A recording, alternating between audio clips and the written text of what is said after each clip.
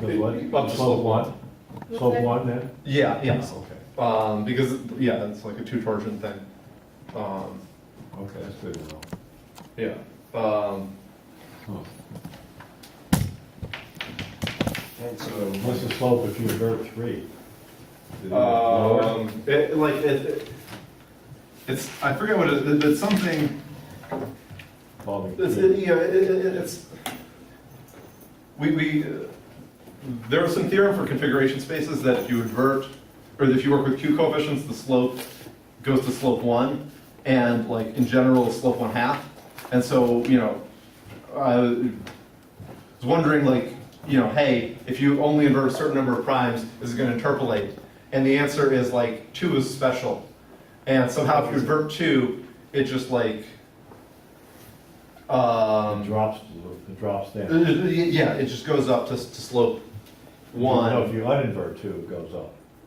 Oh, if you yeah. But in the symmetric group case, you'd probably actually do better than slope 1 at odd primes. It's probably like, I forget what it is.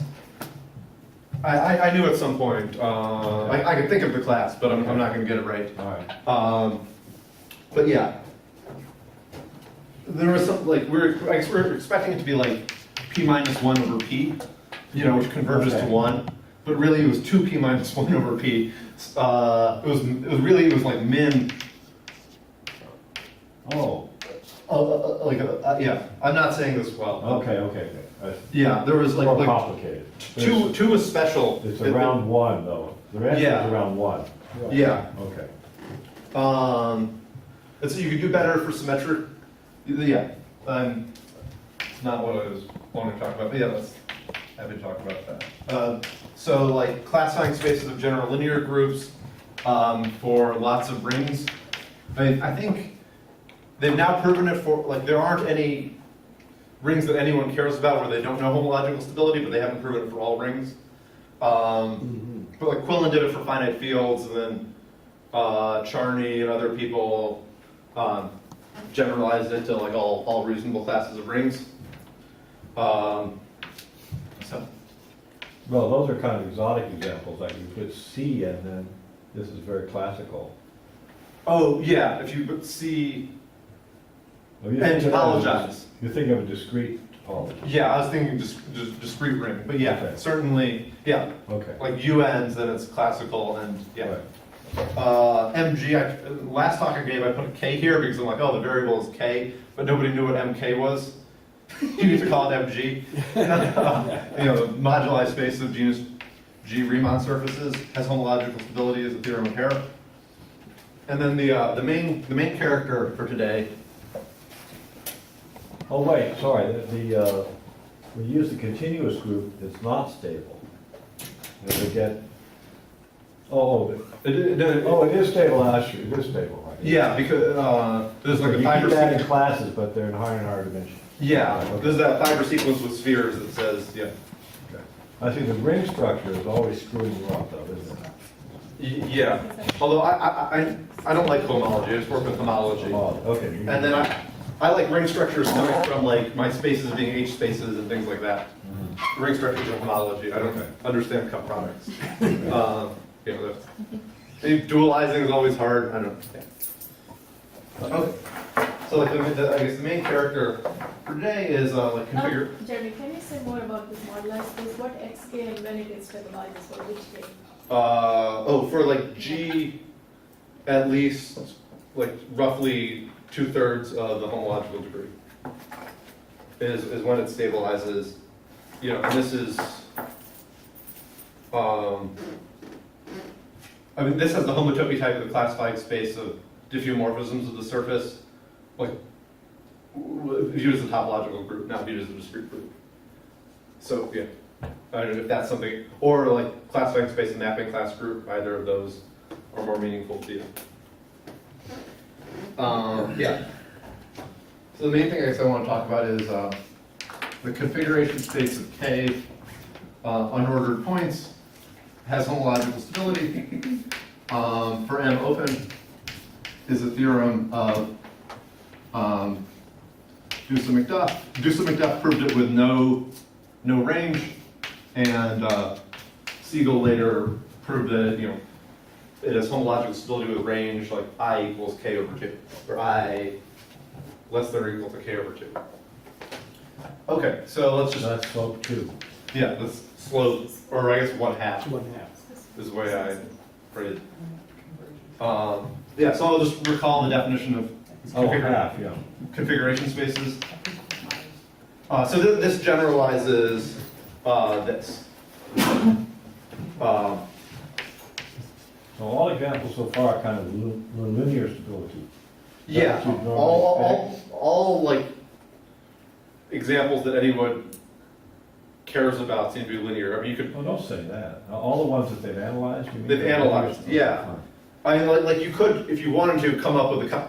I mean, it wouldn't be if you wanted to just write down some space and Take any say, sequence. let's add some spheres. Right. You could easily Right. make whatever range you wanted. But things that Occur naturally. you know. occur naturally so far all seem to be linear. So let FKM be the ordered configuration space. So it's just the product. Are there axioms that ensure a linear stability? Like suppose it's part of a rings spectrum or something, or? I mean, there's some axioms if it comes as like automorphisms of something. So like symmetric groups are automorphisms Yeah. of like, finite sets. These are automorphisms of vector spaces. So like, there's some axioms for, however, like in those proofs, you sort of, the axioms kind of rely on,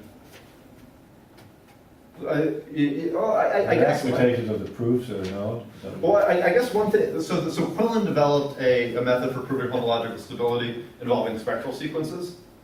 And so these like slopes have something to do with differentials in spectral sequences Okay. and like patterns there. And so somehow it's linear, you're only gonna get a linear slope out of a Quillen style homological stability Are there some argument. geometric axioms that will allow you to build a spectral sequence or something? Yeah, what you do is you sort of, resolve like BGLN-K by all the BGLN J's for J strictly less than K. And like resolve meaning build like a simplicial space whose geometric realization is roughly BGLN-K. And then if you have a simplicial space, you get a geometric realization spectral sequence. And there's sort of some there's some differentials in the spectral sequence which mess up your argument. Below that, you prove homological stability, and that maybe is one reason why linear ranges tend to show up. I mean, for all of my talk, I'm just going to be leveraging homological stability for open manifolds to say things about closed manifolds. So we're going to sort of take it as a black box. How do you prove homological stability in one situation? Yeah, so the ordered configuration is just n to the k minus the fat diagonal. So that's a set of points x1 dot dot dot xk such that xi not equal xj, or equals xj only if I equals j. Is that right? Yeah, I just want to ask, didn't you have an example where the vanishing, you used a parabolic or a parabolic line to sort of control the differentials? I forget which one it was. I forget. You drew a picture which had a parabola. Oh, that was like some general thing. Right, yeah. But there weren't any actual examples that needed something like that. I see. Yeah. Oh, I see. It's a theorem. It was just has like no if you know application. homological stability in one case, you get it in another case. Right. And so we didn't just prove it for linear things. But Right. there are no interesting examples where it's not linear. Okay. So this is in the configuration space of distinct points that are ordered. And so they don't overlap, and points can move around. And CKM is just the quotient by the symmetric group. Sorry, what am I saying? CKM is the ordered configuration modded out by the symmetric group. So it's the set of particles, and we don't know which one is which. So a loop in this space would be these 2 points swap places, whereas that's a path in this space, but it's not a loop because you could tell that the 2 point was now where the 3 point was. So you've made this symmetric interaction free by throwing exactly out the Yeah. non-free part. Yeah. Action. Okay. So then this is also a manifold. If we just quotiented it out by the action of the symmetric group on m to the k, it wouldn't be a manifold except in dimension, unless m was 2 or 1 dimensional. And then it's sort of kind of an accident that it's a manifold, maybe. Or, yeah. Okay, so what does m being open have anything to do with anything? Well, you can, for one thing, it allows you to define stabilization maps. So T from CKM, I guess let M be open. Open means no connected components are compact for me. And if you're worried about things, it means interior of a compact manifold with boundary, but I don't actually need that. Not empty boundary, but yeah. So there's if you have an open manifold, you can define maps which bring in a point from infinity. So the idea is, our manifold looks something like this, and we have some configuration, and we want to add one more point, and we can't just add a point there because there might already be a point there. But if we have an open manifold, you take the same configuration,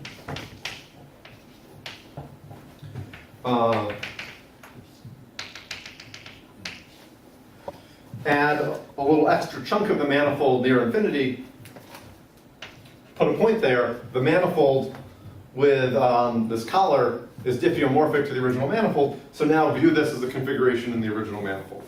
Or another way of saying it is use a diffeomorphism to push all of the points off of infinity and create some space and then add a point there. And so this map depends on a choice of end of your manifold.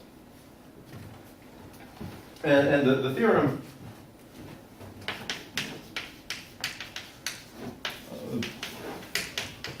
McDuff and Siegel is that M is open and connected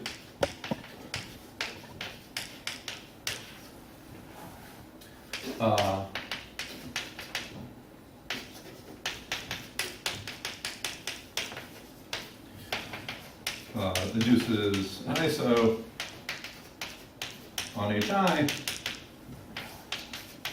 for I less than or equal to k over 2. Okay, so the topic for today is what happens for closed manifolds.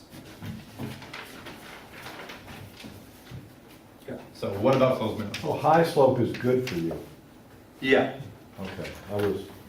Yeah, Okay. Europeans like writing it the other way. Huh? Europeans like writing it the other way. So you like high slope is better stability. Yeah, high slope is better stability. That's why I saying- didn't understand part of the conversation. I'm Yeah. thinking low slope is better stability. Okay. Yeah. So the question today is what about closed manifolds?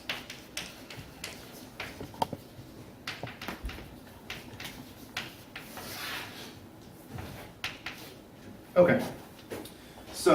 Okay, what about the stability for closed Like, manifolds? yeah, is there any homological stability story you can tell for closed manifolds? So the first How problem. do you define T? Yeah, that's the first problem. Okay. Second problem is even more serious. So the first problem is no obvious stabilization maps.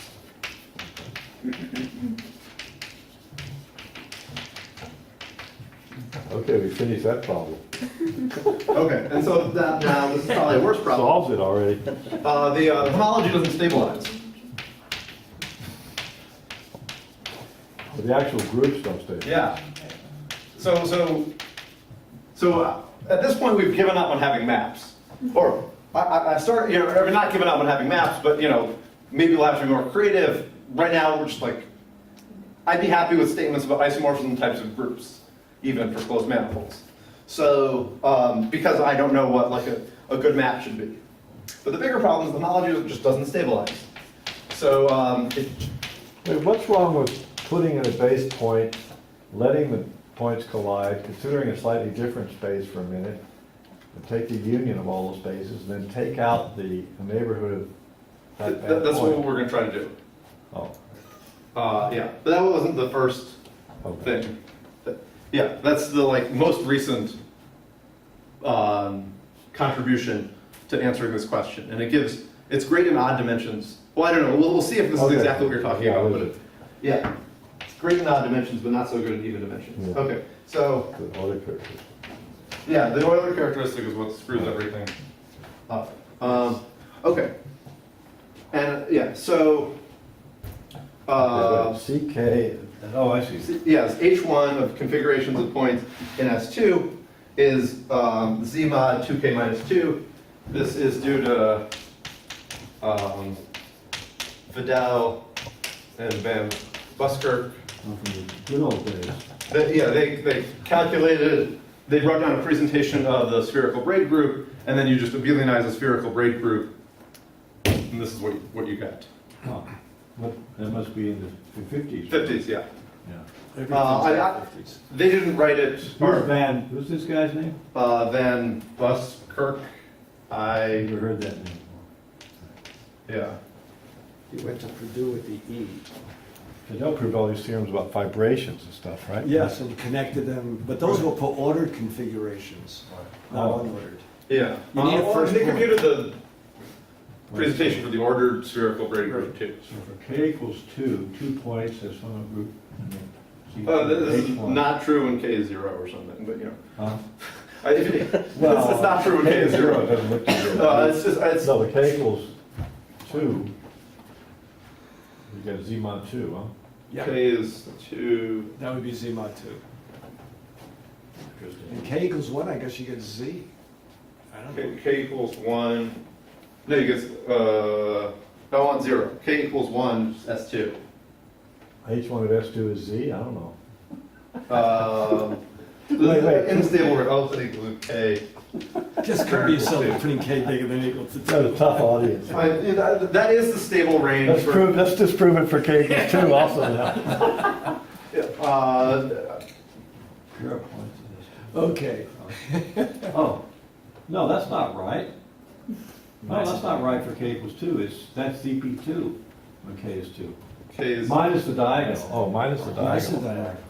CP2 minus the diagonal, which is the quadric.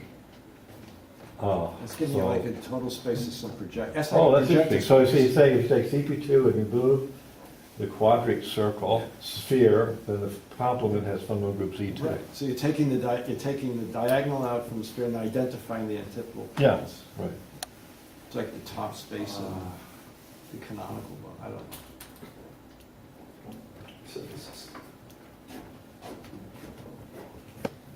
I'm gonna write down some like long list of things that are true for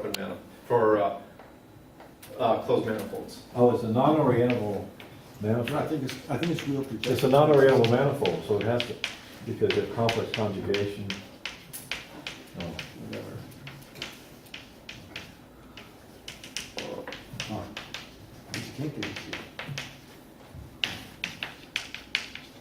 that's a good exercise. If anybody here wants to learn topology, prove that. For k equals 2, k equals 3. good exercise. Okay, so here's I can't quite read that, so. Just it's read it for me. it says coefficient dependent homological stability for configuration spaces. Coefficient dependent, how much Yeah. did it go to, okay. So we'll let n be connected, and let I be less than or equal to k over 2, j over 2. So we want to compare the configuration space of k points and j points, and we're in the stable range. Which means? Well, it means like we're looking at homological degree less than. Oh, Yeah. So why do you put two things there? two things here. Well, like one pattern, look at the homology with z Oh, z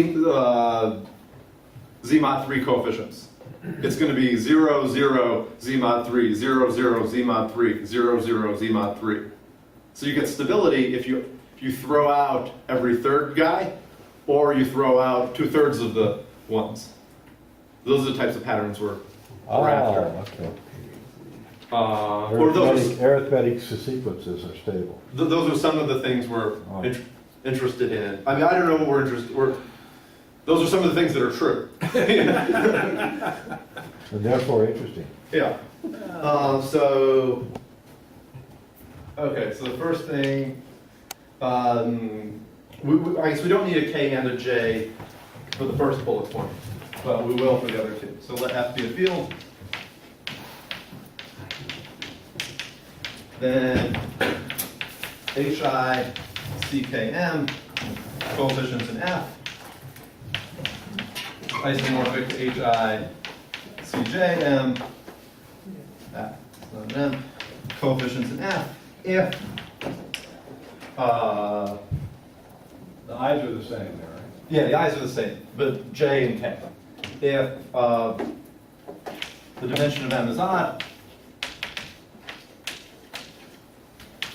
or the characteristic of F equals 0 or 2. So here, you tensor with Q. Wait a minute, K, so what's K and J? So far, no restrictions on K and J, just sufficiently large. Yeah, I, I don't, So like first, make it mathematically English sentence. I think it's a set. Quantifiers for any K and J.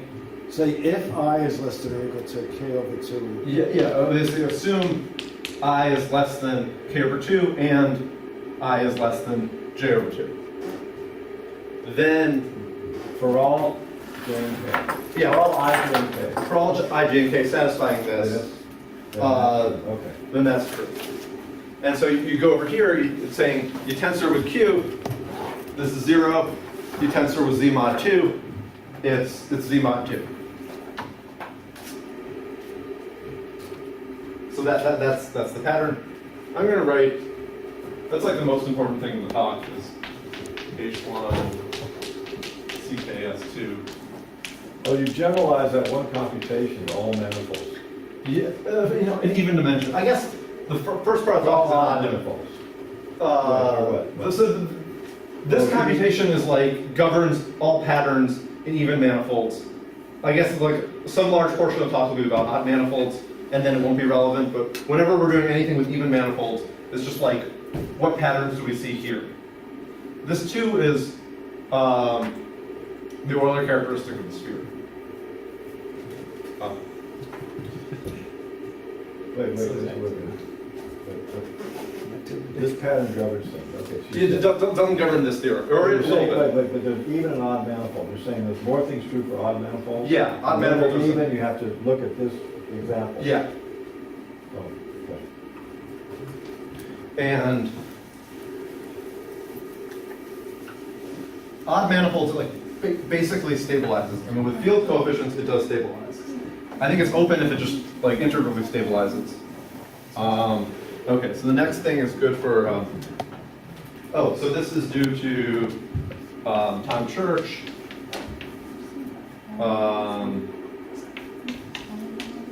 Oscar Randall Williams.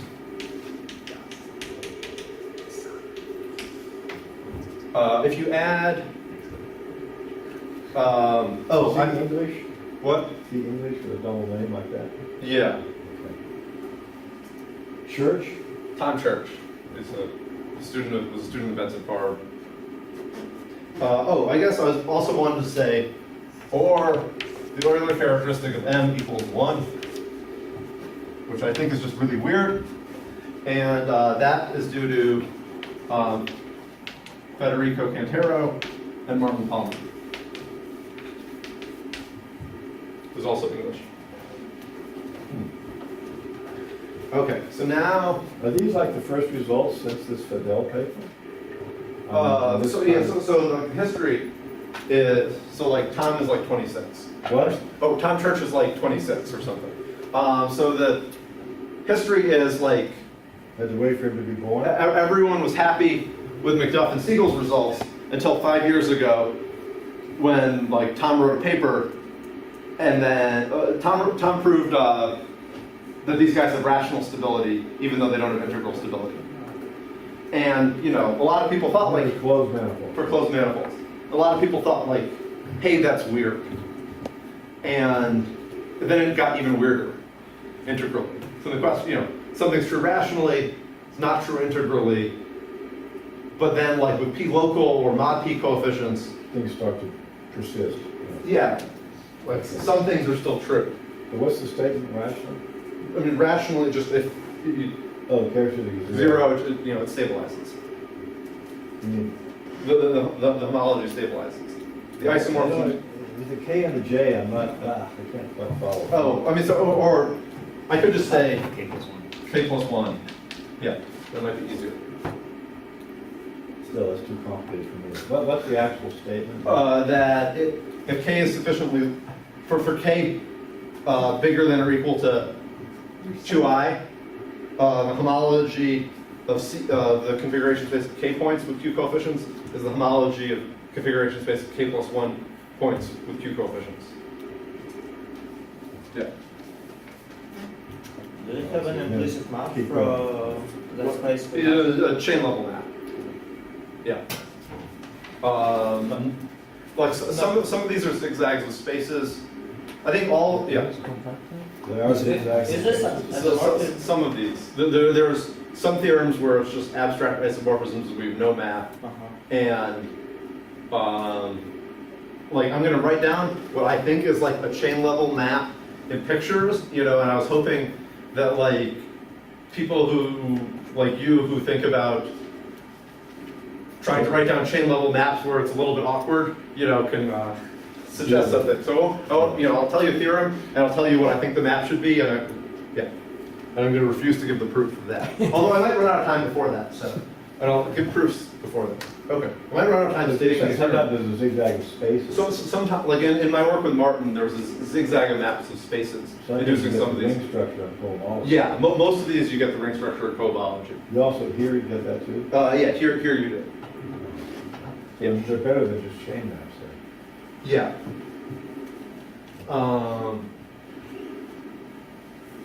Okay. So now let's say let R be a ring. Probably I just need a module. So I can sort of say this is slope to stability, either with field characteristic zero coefficients, Yeah. and then with these refinements, okay. Yeah, I mean, like a lot of times the slope goes up to 1, and I just didn't want to bother with that in this talk. You know, as long as you're not in dimension, if you're in dimension 3 and above and you invert 2, and 2 is invertible in your coefficients, then the slope goes up to slope 1. Your ring, so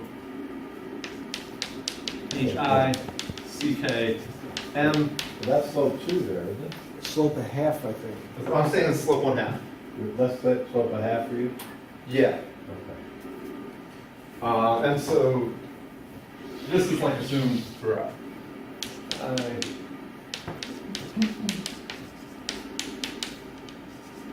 yeah. Either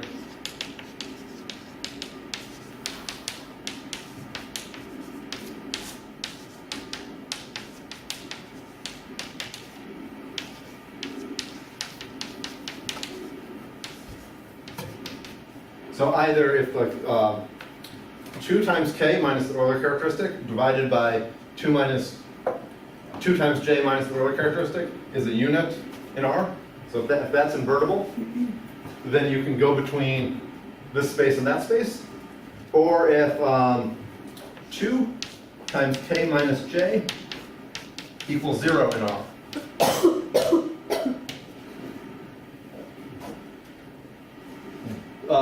This is the only one where we don't have like a zigzag, so we don't know ring structure.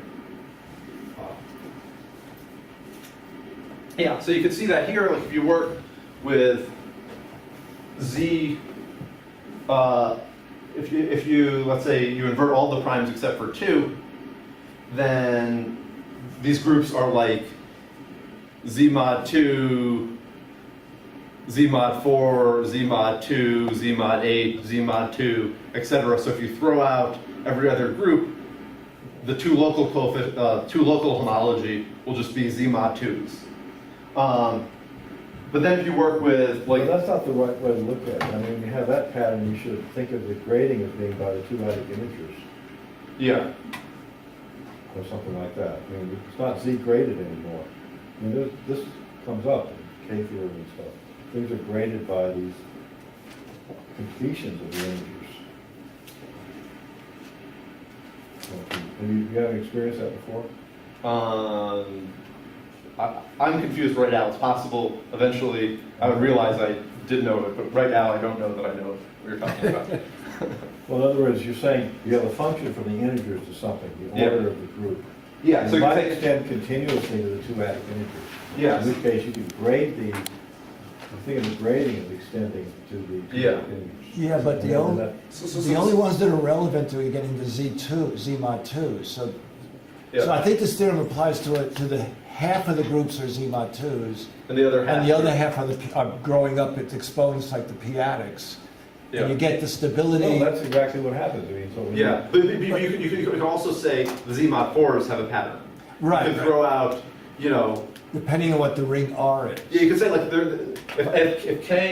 if this number and that number have the same p-adic valuation, which was like a word that scares me even though it's not actually hard, then, you know, I could have phrased it that way. Yeah, that's this saying that is a unit in R is the same as saying this number and that number have the, let's say if R is the look like that P. Yeah. Yeah, the same p-adic valuation. But then, you know, there's like let's say we're working, let's say we have coefficients like Z mod 3 coefficients. Then, and if you look at like 2/3 of the guys will be 0. But the other groups will be like Z mod 3, Z mod 9, Z mod 3, etc., etc. If you tensor with Z mod 3, they look the same. So that's what this pattern is picking up. So if you work with like finite field coefficients, it becomes periodic Right. with period P. If you go with FP coefficients, it becomes periodic with period P.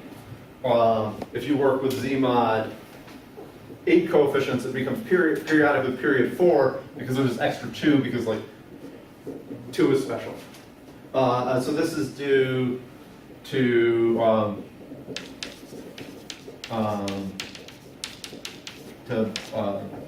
Bendersky and myself with some conditions about like primes being large compared to the dimension, which was removed by Cantero and Palmer.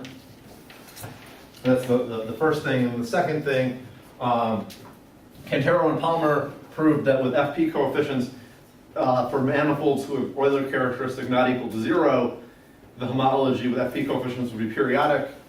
And Rohit Nagpal proved, and so they gave it.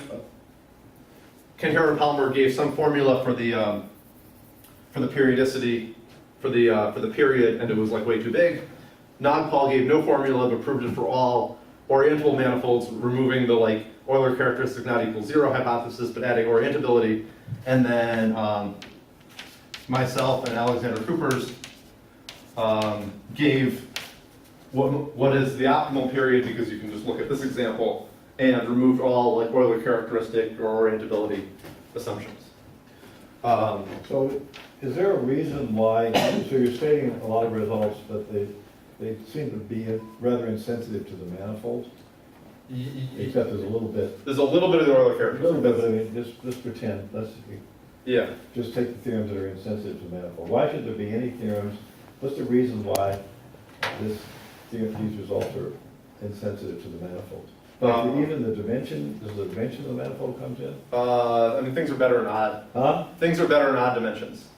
Oh, just the parity of the dimension, see? Yeah. That's related to 2 or not? That's related to, Well, okay. I mean, it's like, Why is same there reason like an Martin calculates homotopy groups of odd manifolds. Right. That's the reason. Right. I mean, sorry, odd spheres. Odd spheres. Yeah. Yeah. This is Well, It's easier. But why is it there is insensitivity to the manifold? So the configuration way that sort of suggests there's a lot going on locally somehow. Yeah, I mean, somehow, I mean, so I sort of think of it as like there are like 2 types of classes, you know, like you could have a point that goes around a homology class in the manifold, or you could have something where like two points interact with each other. And Oh, the manifold only affects the low dimension, the unstable groups? Can I think a manifold affects the unstable groups a lot, but no.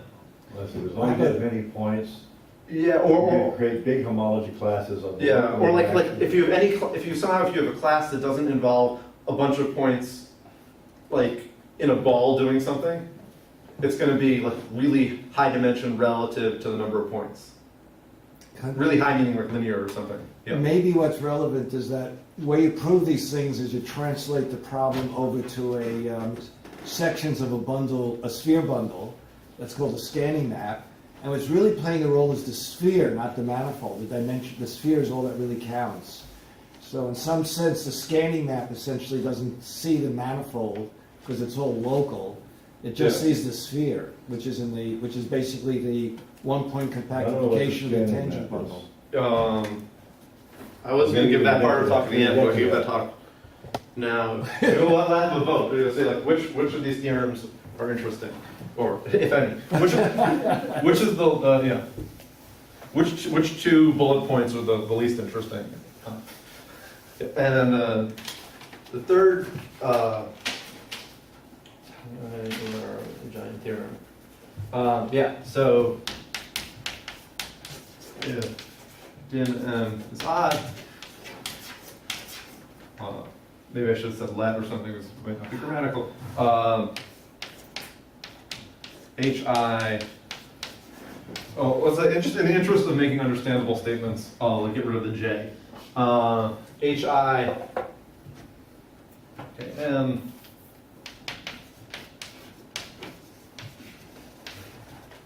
stabilizes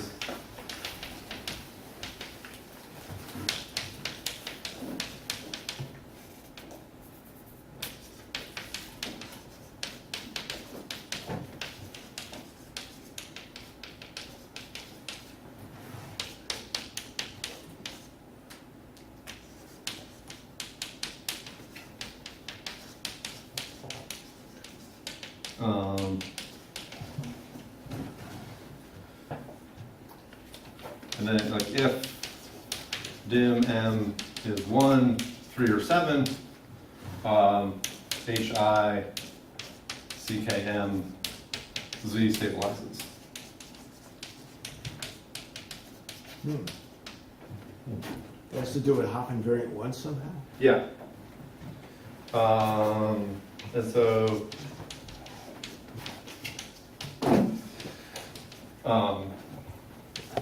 this is due to Federico Cantero and Martin Palmer, except, and we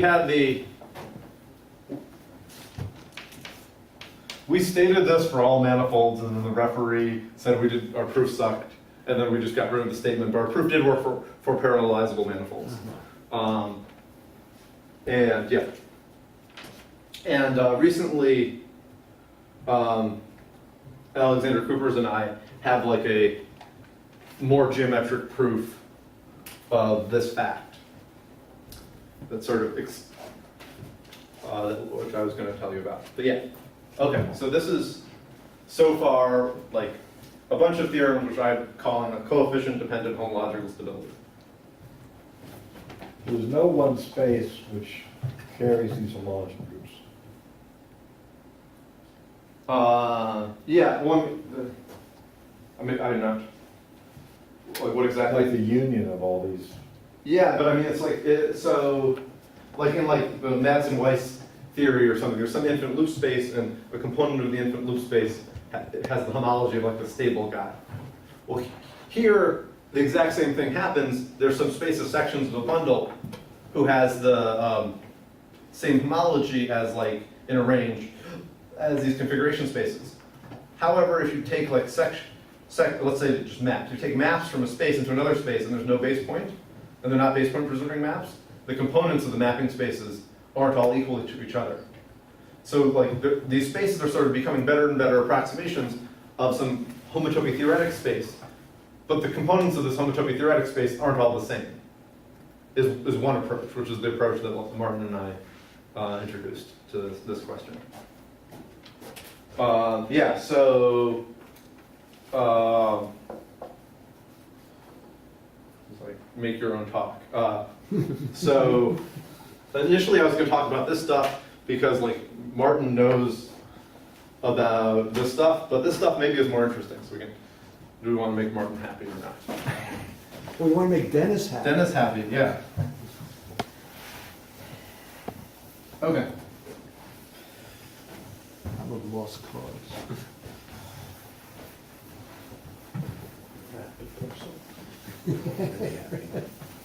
I suggest you do the, choose some nice elementary. Okay.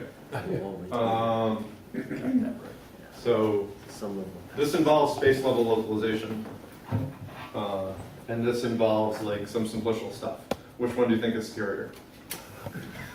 I'd like to see the simplicial stuff myself. Okay, so I'll make Martin happy. Okay, or maybe not make him happy, but but at least tell him stuff he doesn't already know. Right. Okay, so so I'm going to tell you about the proof of that theorem. Let me tell you about a new proof that actually theorem. Cooper's and myself, it's only a slight generalization of what they proved. Let M be odd dimensional.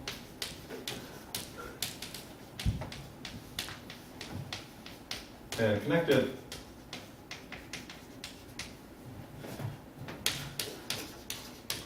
There exists an injection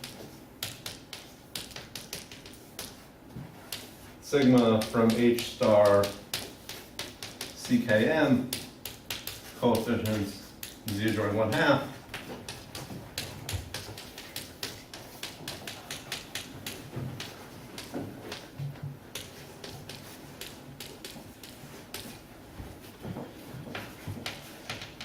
Which induces an iso for the usual range, k I less than or equal to k over 2. Okay, so what is this map? So So I just marked for those who aren't familiar, putting the half into the coefficients kills all the two torsion. And so we're just interested in two divisibility issues, so you're just interested in other things. yeah. So this is just the subring of Q generated, like the smallest subring of Q containing 1/2. Like, so integers divided by powers of 2.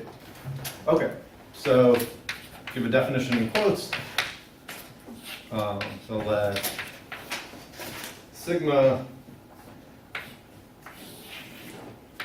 so you fix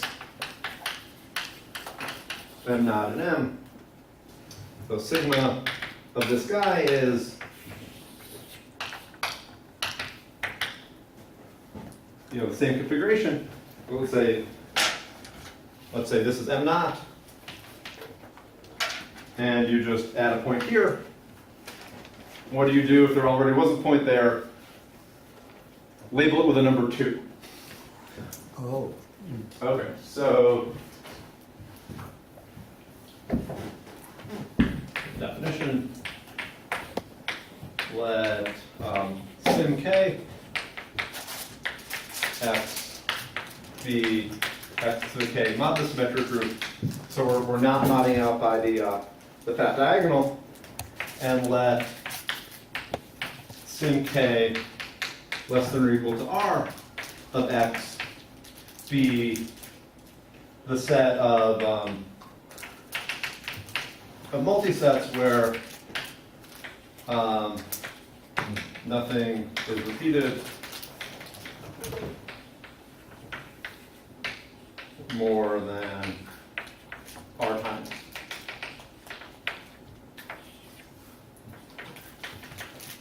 So you, read those words. I said nothing is repeated more than R times. Okay. I'm going to try drawing a picture just to, Okay. you know, so something in,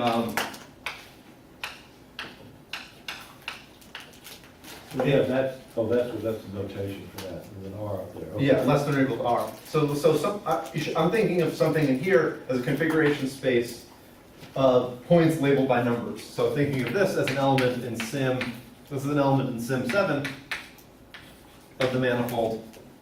And it's also an element in sim like less than or equal to 4 because none of the points are labeled by numbers bigger than 4. And it's topologized so that when 2 points collide, their labels add, or like this point labeled by 4 can break up into a point labeled by 2 and 2 points labeled by 1. And you know, this less than or equal to 4 prevents this 1 and this 4 from colliding, but allows this 2 and this 1 to come and collide. Okay, and so now, with this definition, we can make sigma into a real thing. So you let,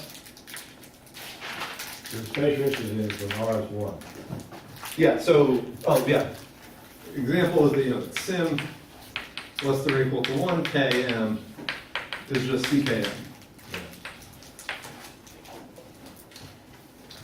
And the definition, so let q from ckm to sim less than or equal to 2k plus 1m be the map that adds a point at and not. So now we can really like make sense of this. We have some configuration, we fix some point m naught, and so we view this as a configuration of points labeled by 1, and we want to add a point here, and if there already was a point there, now you can label it by 2, because the map is going to here. But now the problem is, we're in this space, and we need to get back to the configuration space. And this is where the odd dimensions and inverting 2 come in. So the following This proposition. is called this point splitting, they have a whole name for this, point splitting. Okay, so maybe you can like give me a reference for 30-year-old. Yeah, so I mean like maybe people with would the singularity of things colliding, but pulling them apart. and be odd. Then the natural inclusion map from CKM into sim k less than or equal to 2m induces an iso on homology with coefficients in z that join 1/2. So if you put on your z join 1/2 glasses, you can't tell the difference between these two spaces. And that allows us to define sigma as just I star inverse because I star is an isomorphism composed with Q star. So that gives us our map. We just add a point at M naught that lands in. This is which maps are related to which? Well, I is the isomorphism, what's the other map? So Q is at a point at M naught. I is just That's include. Q star, okay, yeah. So yeah, And sigma's what? sigma is just the map of homology, the composition of the two maps of homology. Well, why do we, oh, this is the. This is the thing that's going to. Definition, let sigma be that. Yeah. So sigma, you know, is going to be our map. From it is the map of this theorem. Okay, so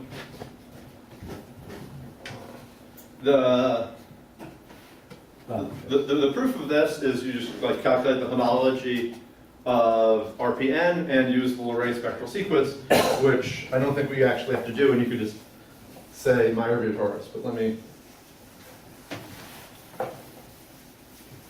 let's see how that goes. Okay, so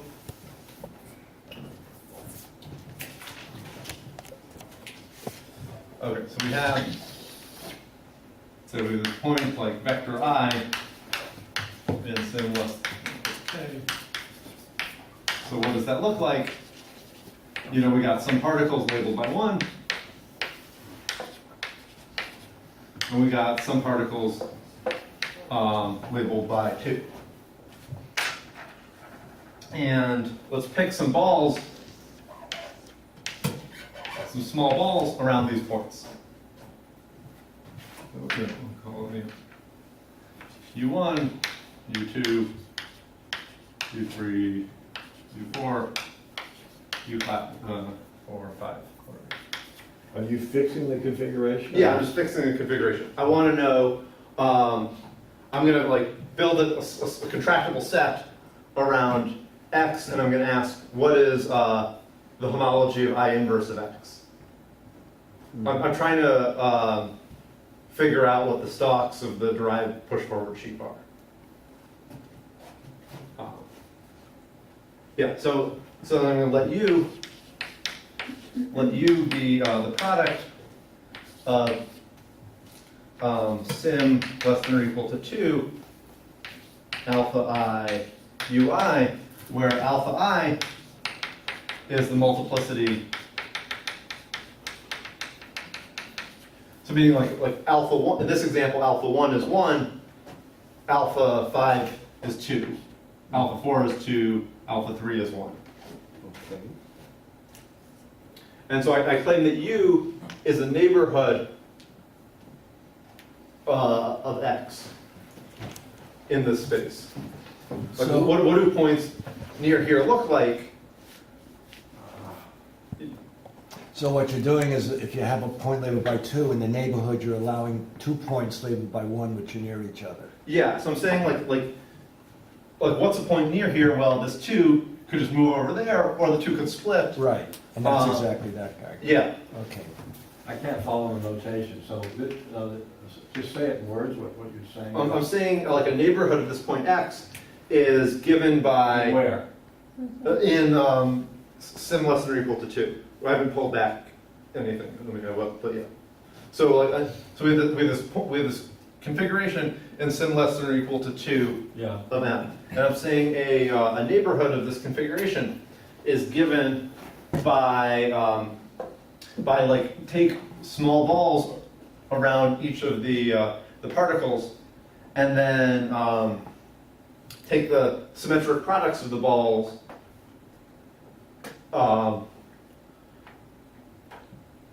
Like the like, you know, alpha I fold symmetric product of the ball, where alpha I is the number, is the multiplicity. Is what? Is the multiplicity of the particle. That's too long a sentence. So saying like, oh, there are other colors, and I probably have red. No, it's just. I was gonna say like what's a point near here? A point near here is like, oh, we have a point labeled by 1 here. Maybe we have a point labeled by 2 here.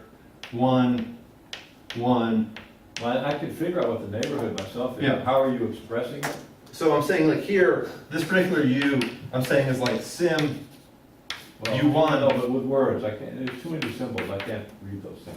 I'm saying it's, if you have a point labeled by 2, and that point moves, you get an element of sim 2 of the ball. Yeah. And if this point moves, you get an element of sim 2 of that ball. Okay. If this point moves, you get an element of sim 1 of that ball. So something Okay. near this Yeah. configuration is just, Okay, that's too much notation in that symbol, I couldn't tell what it was. Okay, yeah. so, okay, but, and then you just said take the symmetric product.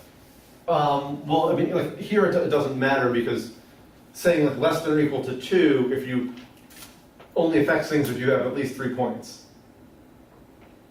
No, but it's the ordinary product, it's not the symmetric product. No, because like, look, this point splits into 2 points, you can't tell which one is which. Sorry, like this is the ordinary product, but this is the symmetric product. Yeah. Yeah. Because like you can't tell these Yeah. 2 points from each other, Right. but you can tell these 2 points from, But it's the ordinary There. product of the neighborhoods in each thing. yeah, Okay, fine. yeah. We said symmetric product at some point, so I didn't. And so then the question is like, what is I inverse of U? And I inverse of U is, Get rid of the tubes.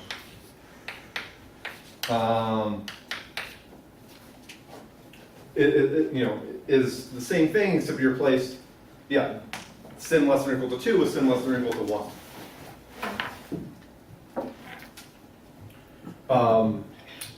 Yeah, so you just get like the product of configurations of 1 or 2 points in balls. Well, the configuration of 1 point in a ball is contractible. Configuration of 2 points in a ball is homotopy equivalent to RPN minus 1. So this is a product of RPN minus 1. What's the Z adjoin 1/2 homology of RPN minus 1s? It's 0 above degree 0. So this says, Well, not exactly. Well, that is odd. when n is, N minus one is odd.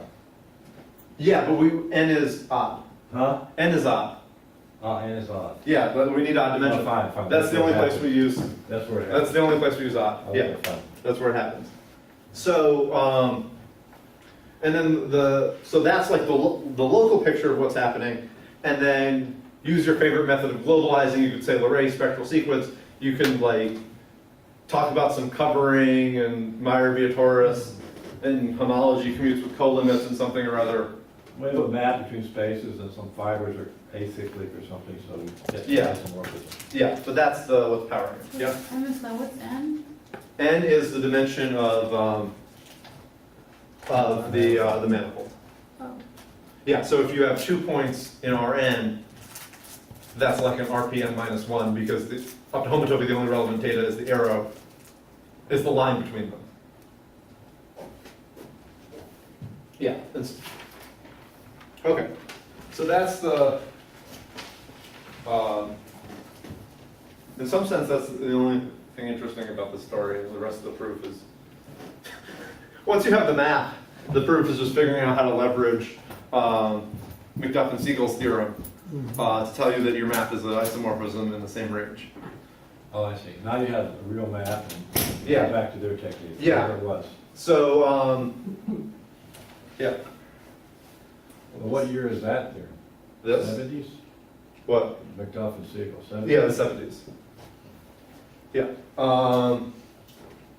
Maybe to talk about more stuff. So just say it's, for open manifolds, it's obvious that sigma induces the same map as the stabilization map.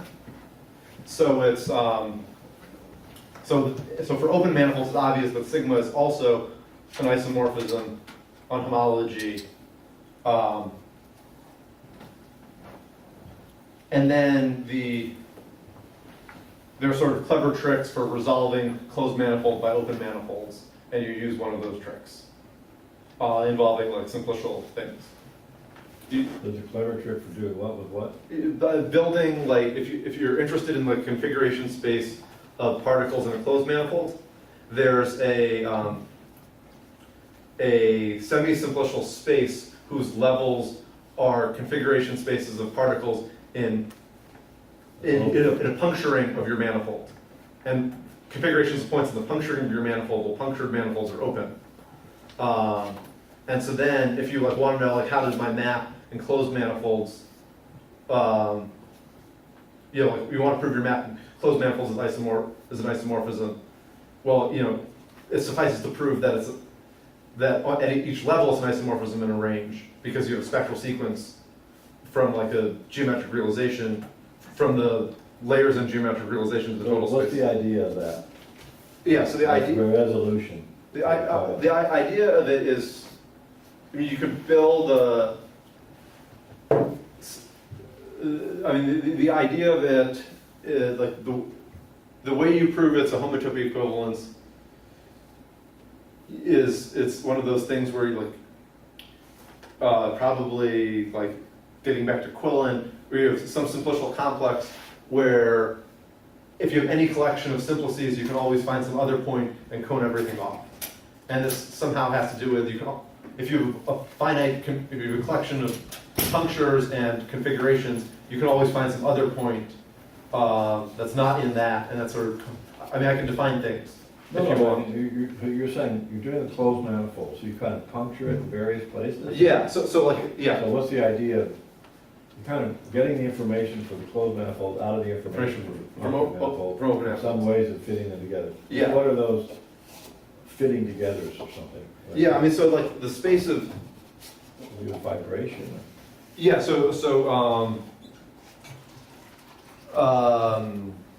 yeah, so like the map from this like realization of a simplicial space to the configuration space is going to be a fibration, and then the fibers are going to be simplicial complexes where you can do this trick to prove they're contractible. Yeah, what's this simplicial space? I don't, Yeah. what's the idea of the resolution? The idea of Not in detail, but just what's the idea? I mean, how can the information of the closed manifold be contained in something about the punctured manifold? yeah, so like the nth level of the resolution is going to be the disjoint union is going to be disjoint union over all possible ways of puncturing your manifold m+1 times, and then a configuration in the in the complement of the punctures. And the punctures also have an ordering, so you can forget a puncture. You know what like the third puncture is, so you can forget that one, and those are the face maps of your resolution. I see.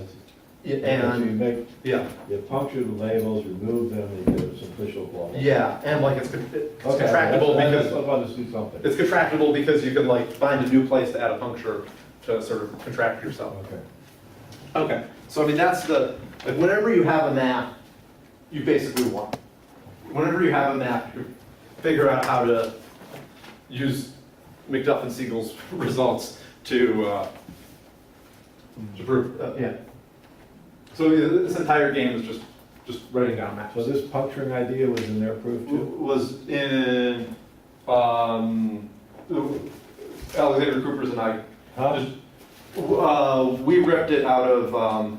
This argument is due to this argument is due to me and Alexander Cooper. No, I was pointing to Siegel and McDuff. They didn't puncture it. Huh? They just proved it for open I manifolds. know, Yeah, they didn't have this puncturing. They didn't need the but puncturing they idea. need it. I mean, Yeah, but this is just like a way of like. what is the idea of their proof? I mean, Siegel's proof, he has some argument that first reduces it to the Rn case, and then he has an argument that reduces it to the symmetric product case, which sounds trivial because the symmetric product of Rn is contractible. But in order to fit things together, instead of working with homology, he works with compactly supported cohomology. And then so he needs to prove some statement about the compactly supported cohomology of symmetric products of Rn. And then he just says Nakaoka calculated all of that. So that's Siegel's But argument. what's the geometric step? The geometric step basically is he just chops up the configuration space into other, or he chops up things in where the pieces are configuration spaces. Yeah, so Above Rn, yeah, that is the manifold. yeah. I mean, he says like take your manifold and then take some disk in your manifold such that the complement is lower dimensional, and sort of the lower dimensional piece will have stability for compactly supported cohomology, because like configurations in something lower dimensional will be like loaded. When you're doing compactly supported cohomology, you flip the range around, so you're not interested in low dimensional things, you're interested in high dimensional things. And so this lower dimensional like skeleta configurations of low dimensional skeleta won't affect anything because they're lower dimensional. And then that just really reduces it to like configurations in a disk. And Siegel really should have just quoted that calculation because that was also known at the time. And he didn't need the step of reducing it to the symmetric powers. But yeah, so there's some like chop your manifold, there's some like chop the configuration space into like parts that are in a lower dimensional thing and parts that are in an Rn. And the lower dimensional thing will have stability because, you know, its dimension is lower, and the Rn part, you just have to calculate it with Siegel's approach. Which is, you know, not super satisfactory. I mean, now they're equivalent style. But where does the openness come in there? I Look mean, like it came you need, well, you need maps, And and, maps. yeah. Okay. But that, breaking it down, didn't use the openness. Yeah, that didn't use openness. Yeah. So, I'm sorry, wanted to say something? Did you want to say something? Well, that's why you said you can adapt their techniques in your case too. Yeah, I think I'm just, Oh, no, you got I'm just quoting the open- result. You got to the open thing and you just quoted their. Yeah, the open thing, you know, we're sort of like, we're saying like at a point here, and the open thing says at a point near infinity, and those are homotopic. So the open case, this sigma is just a stabilization map, and then you need some argument to say, like, the closed thing is built out of the open guys, which, you know, is ripped from some other paper. Jeremy? Yeah, So if n were, if it was an even manifold, yeah, sort of the error from it being an isomorphism is given by z's that are occurring because of the real projective spaces. yeah. Can you sort of put these errors together and sort of make a I would say co-solution? like it doesn't matter in the stable. Yeah, something like that, because it's sort of like, you sort of have control over what can occur based on the different Yeah. ways. So there'll be a product of RPNs less than K, and Yeah. then we go to the next one, maybe they fit together the like number I mean, this. you can't do better than that, though. I mean, like that's. Yeah, that's true. And also, so you know, like the Leray spectral sequence has this feature that sort of scares topologists, or like the push forward of the locally constant sheaf here, or here, whichever way it goes, like isn't a constant sheaf. Like, this Right. map is not a vibration. Right, exactly. Like this spectral sequence is not the The Serre spectral. spectral sequence for the like vibrant replacement of this map. Right, I understand. It's just that it's not, the loss of control is not completely Yeah, arbitrary. no, there might Just be something wondering you if can do, there's a but way it's- of keeping track of things. I'm not sure. But you're right, you have to keep that correct. You can't prove anything better than that, unless. But you know, it's a Cartesian product, so you get groups of lots of dimensions. You Yeah, have lots of S2s there. yeah. Well, yeah.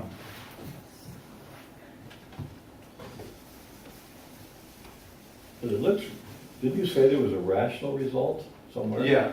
That you could see all where those Z's are from rational stuff.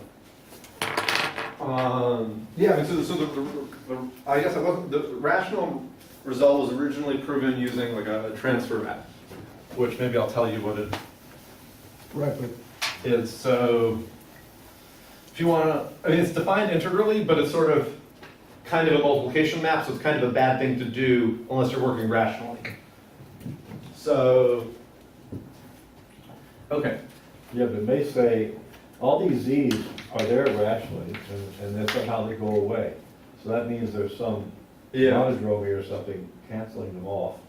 Yeah. that's a good idea. So there is some, well, whatever, there is something, the rational case, you're right, might Yeah, actually you can capture see how that the rational case controls this information, and then because it is a different argument over the yeah, rational. and it fix it. Yeah. So, I mean, the map that in the rational case induces the isomorphism is the following. So you want to delete a point, but you don't know which point you want to delete. So you delete a point in all possible ways. So that gives you a map to sim k+1 ckm,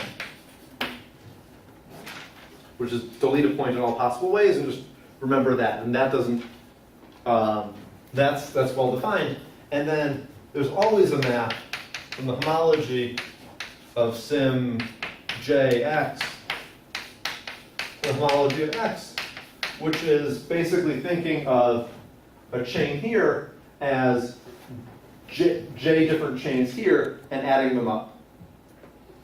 And so what like Tom Church and Oscar Randall Williams do is they define like a transfer map from the homology of CK plus 1M, homology of CKM, which is just, map is, I don't know what this is called, it's delete, and like add is, how do you compose maps? You do, what do you do first? You do like del star composed with add. And that's the map that induces an isomorphism on rational homology for closed manifolds, even in even dimensions. It doesn't induce any of these integral Right, sure. mod p patterns because, you know, it's like a, this map is a bad thing to do if you want an integral isomorphism. Right. Yeah. Okay. Maybe I'll talk about scanning next, and then if I have time, I'll talk about these periodicity results. What does sim j of x mean? Look, I just mean the j-fold symmetric product of x. Look, the same thing over there. I just didn't want to write k. How could that be how could that be? This is not an isomorphism. The composition. So you're trying to get from the homology of CK plus 1M to the homology of CKM. Yeah, I'll just go in there and go back. So you have a map of spaces here, and then you have like a stable map here. And then so this composition is a rational isomorphism.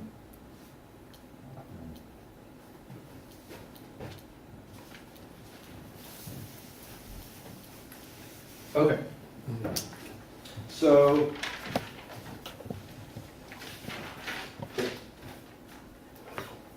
where am I? So the technique that But what is the rational homology of that sim k plus 1 of ck? Is that a lot bigger or not? rationally homology of sim k is just like because like finite group quotients commute with rational homology, so it's just, I mean, you just take the product and then you mod out, you know, so the product is just tensor product and then you just mod out by the group action. So it's just like the chunk of the free graded commutative algebra. You take the free graded commutative algebra and the homology of CKM and then look at the part in where you multiply k plus 1 terms. Mm-hmm. Yeah, so rational homology, that's not complicated. Okay, so this is another, you know, I'd say or one of the main approaches to. This map is going to screw up the ring structure. This is not a map of spaces. This is not a map of spaces. Yeah. You don't get any. Which one's not a map of spaces? Well, this is a map. Like the best you can do is say that's a map of spectra or something. Yeah. Well, I can take the finite symmetric product and map it into the infinite symmetric product. And of the rationals, the infinite symmetric product's like a product of Eilenberg and plane spaces. Yeah. I So think you're right. you might be able to check that it like preserves cup product. I think it, no? I don't know. No, I mean, I can get you an isomorphism that will preserve cup product that comes from the zigzag of spaces. in this case? In this case. Now, This approach using space level localization. what? There's an approach using space level localization. Using what? Space your stuff, space level localization. Yeah, but, okay, you localize them, but what's the geometric step? The geometric step is first you go to your homotopy theoretic space. And then it's, yeah, maybe I'll just, I'm going to try to answer that question in the next 10 minutes. Okay. If I haven't. Yeah, okay. So let Tm dot over m be the fiberwise one point compactification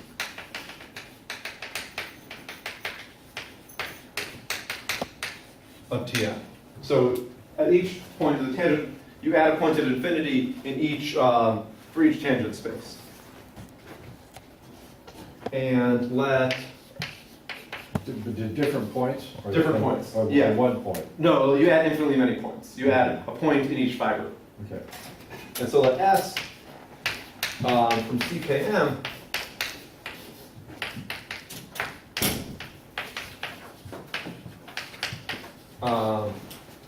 so gamma means sections, K means degree K, and this means compactly supported.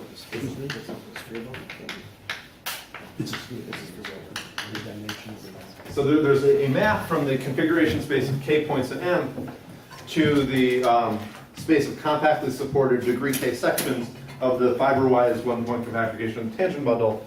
And the way it works, so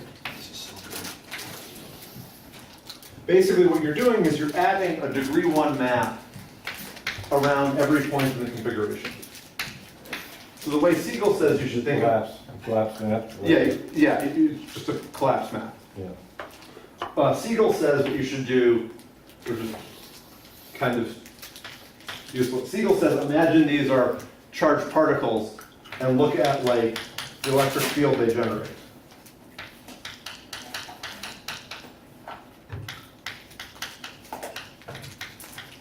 So the electric field will be like a tangent vector everywhere, except at the points where you have charges, it'll be infinity.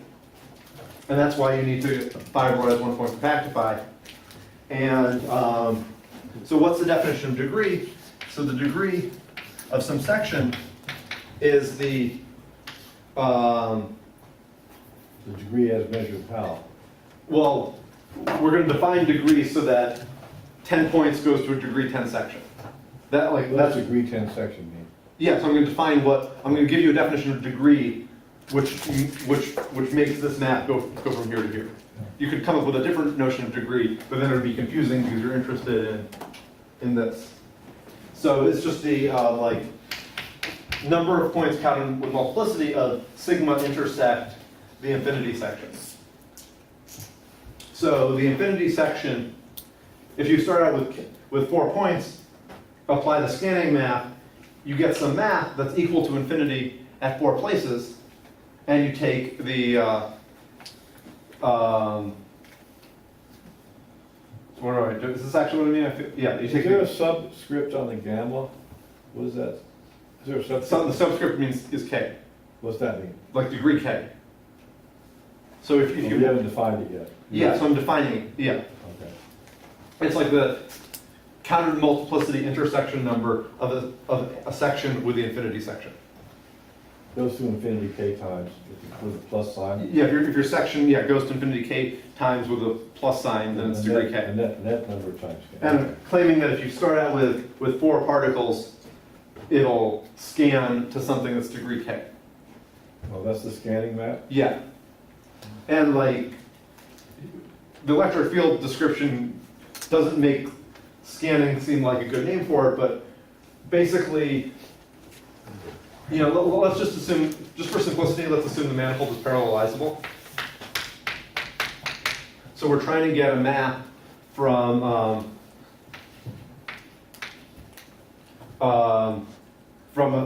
point in the manifold. So we're trying to get a map from CK M to maps K M Sn. So we need to define the adjoint, which is a map from M cross CK M to Sn. And the way the adjoint works is like your point in M is where you center your microscope. So like, boom, and then you center your microscope. Oh, I see no points. That's the point at infinity in Sn. You center your microscope here. What do you see? You see 1 point in a disk. That's your point in Rn. And as you vary the microscope, the point falls off the edge of the microscope and becomes the point at infinity, and then you see some other points. So that's why Siegel called it like a scanning map. you're going around the manifold recording all the local data. I understand. I mean, the map goes into the space of sections, Sections of this bundle, yeah. so each configuration gives a section. Okay, Yeah. now one of these sections got to be a section, so basically it's like the identity map on the manifold, except you pooch out at every configuration point and run around this fiber Yeah. somehow. Yeah, I mean, just as long as you have some way of putting a little degree one map Well- around each ball, it'll be homotopic. Well, Siegel is a master at making these things have invariant meanings somehow, so. Yeah, so there's no like canonical definition of the map, but it is sort of a natural up to homotopy thing. Yeah, no, but you gotta, it has to be continuously varying Yeah. as you move the configuration. Yeah, so you might want to say, oh, the length of my magnifying glass should be some number smaller than, pick a metric, have it smaller than the injectivity radius, have it smaller than the distance to the second nearest point also, and you could do that continuously, and now you see only one point. And use like an exponential map or something. If you like actually needed to write it down. Oh, it's interesting.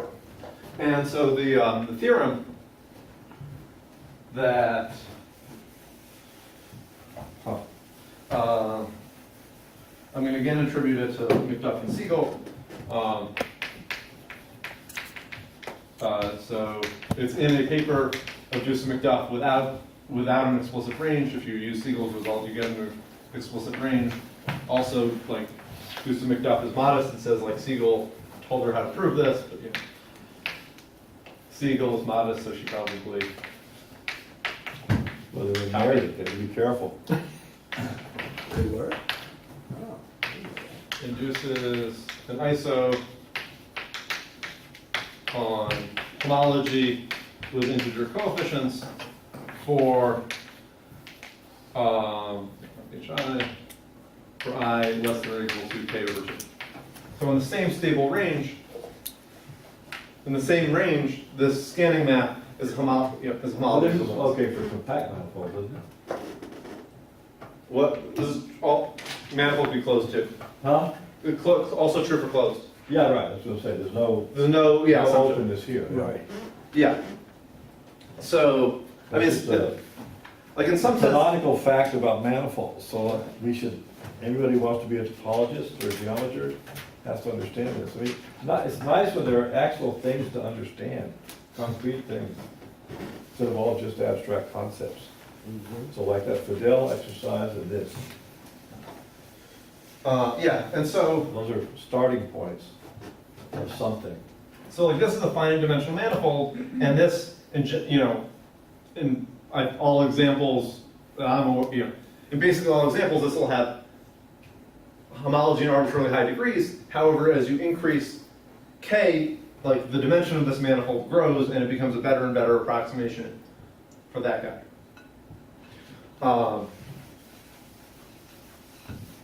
Okay, so the idea is that to compare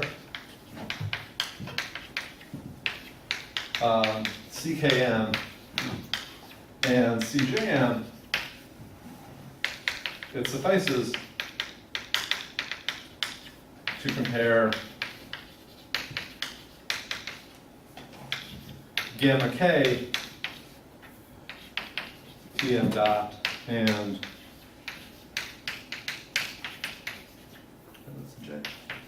So to compare the configuration space of k and j particles, it suffices to compare the, like in the stable range, I'm going to say in the stable range,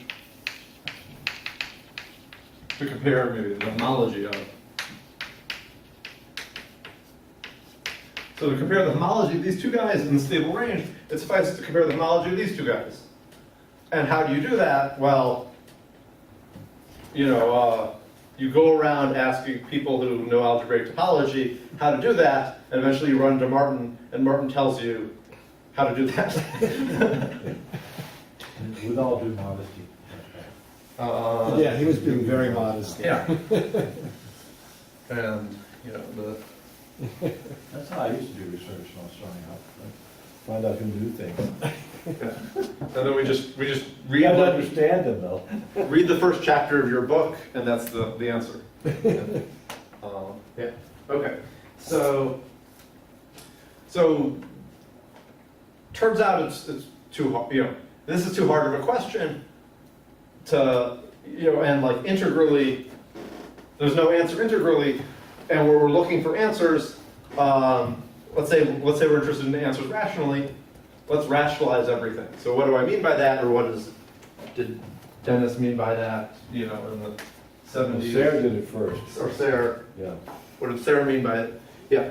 So I think so earlier today, Martin was like, you need logic to do localization. Well, I need I need the least fancy version of localization possible, so we don't need any logic, or, giant, whatever other horrible things are in Battlefield book. Yeah, we avoided logic entirely, I think. Yeah.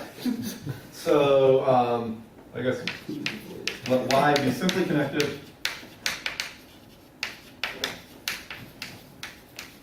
And R a localization of Z.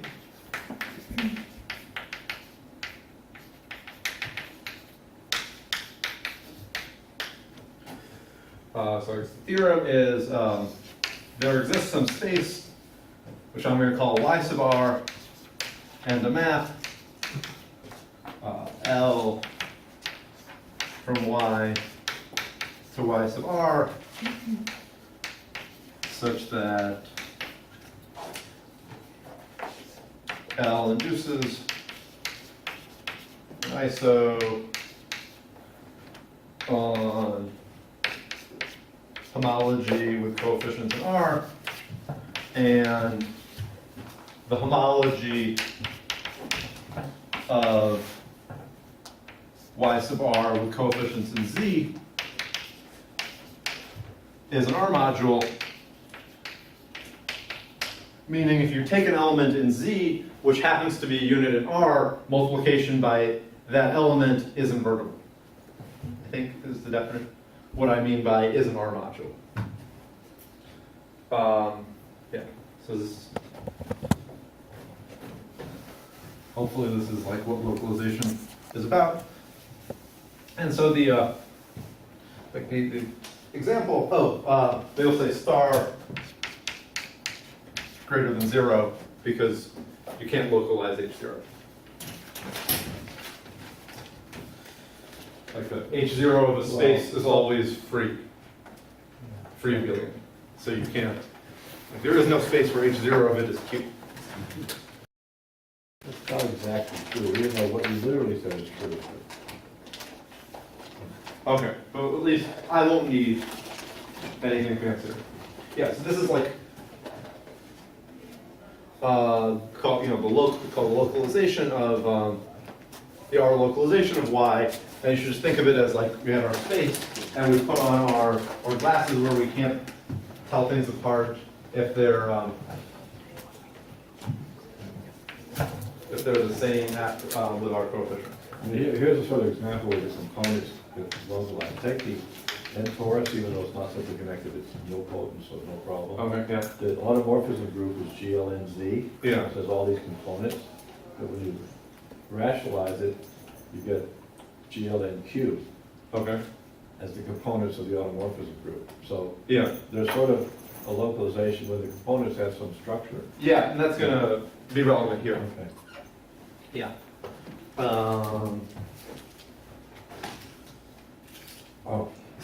Oh yeah, that's everyone's favorite example, or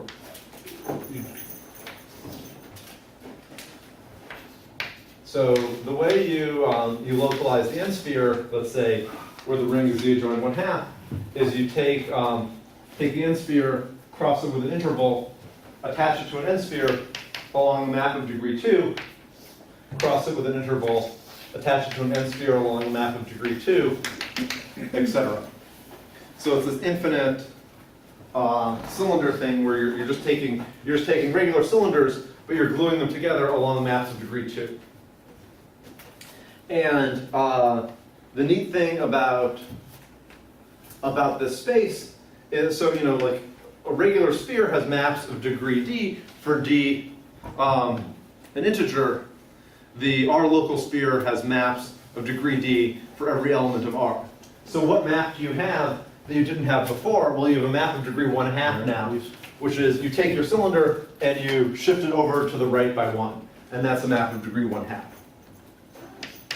And this composition, I0 of maps SNR isomorphic R, at least as monoids. You know, there's no like addition here, but maybe another useful theorem. At least as monoids, what do you mean? Or maybe just as monoids. Let's say as monoids. I don't. If I made these based, I guess I could say That's a monoid. rings. A monoid? Yeah. Like if you take a ring and just look at multiplication, what's the algebraic structure there? It's a monoid. That's what I mean. So like there's a monoid structure on a ring given by multiplication. Right, but And there's a monoid structure.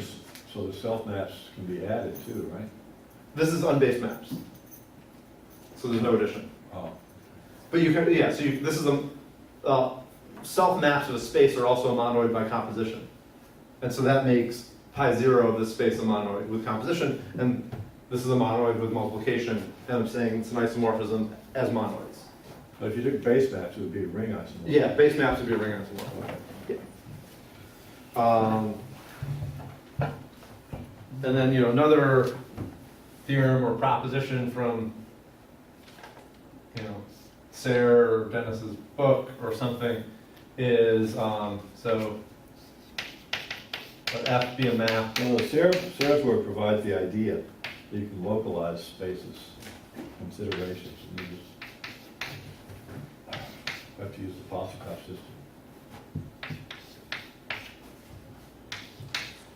So if you take, so if I'm saying like map sub F, I mean the maps in the connected component of F. So if you take this and you localize it at R, that's homotopy equivalent to maps from X to the localization of R at the connected component F composed with the localization map.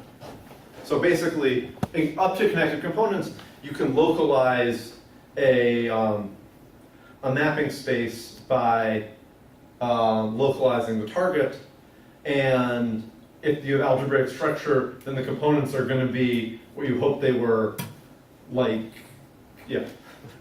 And even the components have some structure too. Yeah. Okay, so now, what's the idea?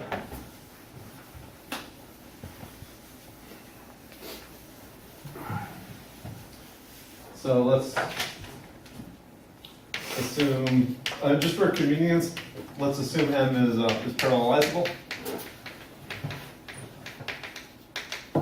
For laziness.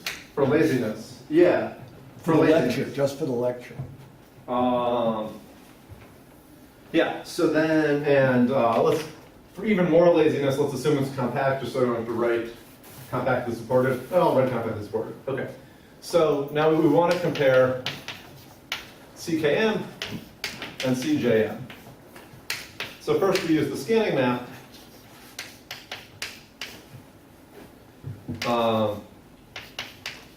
Which goes to this space of sections of the sphere bundle. Well, if the tangent bundle is trivial, the sphere bundle is trivial, and this is just the space of compactly supported maps of degree k from M into Sn.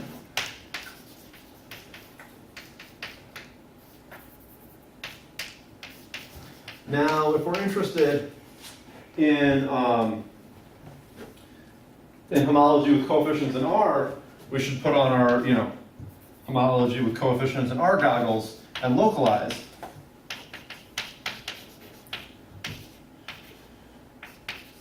And we can localize just by localizing the sphere. We don't need to localize anything else.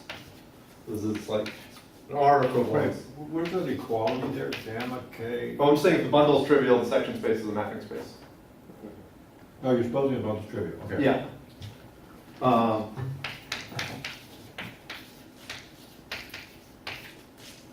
Yeah, and now, so now let's also assume K over J is a unit in R. Then you can compose with a degree K over J self-map of the sphere. That gives you a map here. It's a homotopy equivalence because its homotopy inverse is composing with a degree J over K. QED, Self-map of the sphere. some kind of QED, right?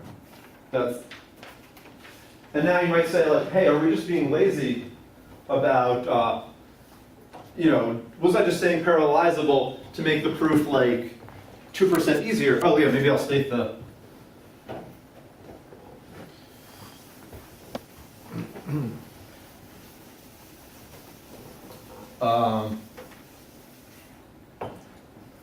the theorem,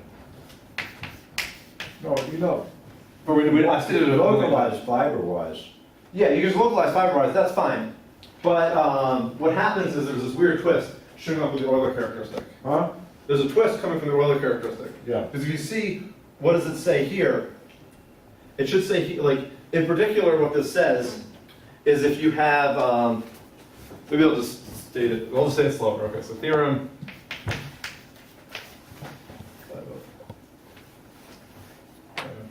Theorem.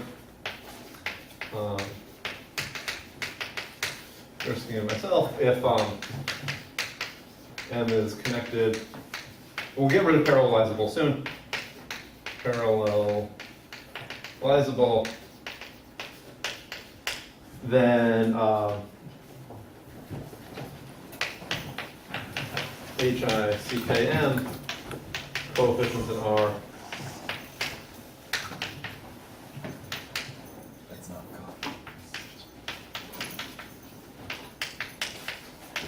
Are if I less than or equal to min K over 2, J over 2, and K over J is a unit in R. Yeah, so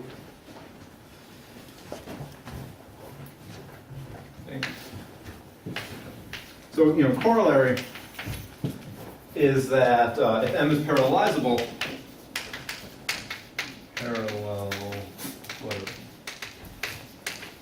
then the two torsion in C 2K plus 1 M stabilizes. Oh, And then you can just see that's not true for the two sphere. So That's not true for what? the two sphere, when M is the two sphere, which is fine because the two sphere is not parallelizable, but it shows you that like some like twist coming from the tangent bundle is going to show up and make things like 10% more complicated, or like 2 months of Martin Bendersky and I thinking about it complicated. So it's not that hard. How do you take K over J to be an odd integer or something, an odd, and? what do you Yeah, take so K here over- you take K over J to be odd. Yeah, so you can, or like, you can get between, the quotient of two odd numbers is a unit in Z adjoin one. Is that what we want to say? No. No, what we're saying. A quotient of two odd numbers would be a unit in, let's say, Z mod 2. Oh, sorry, yeah, sorry, this is in Z adjoin all the odd primes. Right. Yeah, because the two torsion, so it's, Right, No, so but there's sort of an argument. There's this little paper I have about showing when you have the order, studying the order class, with not of a sphere bundle, but of a TN bundle. You have a bundle with discrete structure group in GL and Z. So you can form a TN bundle, a compute the order class. And you can show its finite order, and the order is the denominator of the Bernoulli number, the image of J. And you study the fact that you've got all these self-maps on the N torus, right? yeah. So the bundle has these self-maps, and then you prove the order characteristic. So the structure of that arithmetic, I can't see it all how it works out, but you can imagine like the two-sphere, which self-mappings do you have of degree on the two-sphere? That would imply something about, in other words, there's an argument that relates when a bundle has some self-mappings, the Euler class satisfies some Oh, yeah, relations. so you're So saying, it's analyzed in that yeah, little paper about that. It's the only thing that's used. yeah, I think if there's a self-map of non-zero degree, the Euler class actually has to be zero. I mean, it has to be a finite order. So in the case of the two-sphere, you wouldn't have any, maybe. But I'm not sure that's the argument. The way it came out, if I recall, remember the scanning map had something to do with going up to the intersection at infinity. And then it turned out if there was a non-trivial Euler class, we looked at the intersection of that section and another section. there are a lot of automorphisms of this fiberized one-point compactification that don't come from. This is a stabilized field bundle, so it does have sections. Doesn't have a lot of class. Oh, so I'm, Yeah. Yeah, I mean, no, but basically, wait. You just, no, wait. This bundle here is the stabilized. The sphere is parallelizable in that sense. wait. This is the stabilized tangent bundle. it's, This is parallelizable on the nose, not the stable tangent bundle. No, but this thing that's involved in this Siegel theorem is, didn't you put the point of infinity there? yeah, So that's the stabilized tangent. that's like the unit sphere bundle. Of the stabilized tangent bundle. Yeah, Stabilized tangent bundle of the two sphere is trivial. No. So that's still gonna be a product. it's good, yeah, so but it's fine. It's a trivial bundle, but it's, the trivialization is non-trivial. Right. So like Yeah, it here, is, that's true. yeah, So so that's the point. the, it depends on what our definition of degree is. So gamma k, Depends on what is. Well, this is a bundle with a section. Ah, this is maybe +1 or something. We'll see what it has to be to S2. But something like that is true. That one might be a -1. I'd be surprised if it's a 2. I don't think plus it's a 2. one, what does that mean? Degree? Yeah, degree. So there's a notion of degree here, which is just like, where does the fundamental class go? Yeah. And then there's this notion of degree, which comes from intersecting with the infinity section. Right. And because the trivialization doesn't respect the preferred section, the notions of degrees are different. Right, and it's in fact comparing the two is where the Euler class comes in. Yeah. Okay, yeah, I see. Well, then maybe this argument, well, okay. Yeah. So like if the manifold's orientable, this bundle is always rationally trivial. Maybe it's actually trivial, but we just were aware it was rationally trivial. Right. That bundle? Is The fiberized one-point gratification of the tangent bundle. If you Q-localize it and your manifold's orientable, then it's a trivial bundle. But it's non-trivial, or the Euler class shows up in how you trivialize it. Right. Yeah, so I guess all I was saying was, like, this corollary is not true for M, the two-sphere, but it is after you appropriately shift. So, like, in the two-sphere, After you appropriately shift? yeah, so, like, from that, you can see that H1, S2, CK, C2K, S2 stabilizes. Sorry, the two torsion in. Right.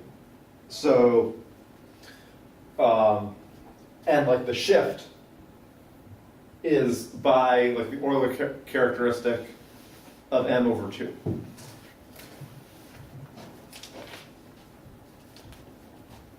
You know, there might be another way to state these theorems, where you take the groups, big chunks of groups, and you see what congruences they satisfy under which shifts, and then you use that to define a topology. If you have bigger and bigger things that are congruent under a certain shift, then you get some topology, and then you get some limiting groups. without having to put these hypotheses. Oh, I mean, there's some structure, yeah, because I've seen this before, where you have, P squared, P squared, and then P cubed. Yeah. It's p-adic continuity, and Yeah. it occurs a lot, so yeah. it's several different examples, so. Yeah, because I'm sort of trying to be like what, I'm claiming that this is probably not like the final answer, and this is just like a whole bunch of weird patterns. Right. And like, that's my belief of what the state of the field is. Well, see, already this Fadel result, see, Yeah. it basically says the nth group is Z mod n. Forget the 2 and the Yeah. subtraction, that's just Yeah. a shift. So that function, n, f of n is n, Yeah, extends continuously to the 2 adic integers, and the p adic integers, and the f adic integers yeah, as the identity map. I mean, yeah, as you complete the domain, the range fits together. So the function extends. So the groups extend. So, the groups don't extend, but the grading, well. Well, we still You know what want I'm talking about, right? Yeah. There's this K theory, when you localize it, Right. it's graded by the p-adic integers. graded by, so the p-adic, so the Adams operations are really Right, graded by the right, p-adics. right. I'm not, I have to think about whether this is what this is saying. I really don't understand that. What this is saying, I guess, if you thought of these things. But see, if you take these groups and you look at them p-adically, Yes, the set of groups extends continuously.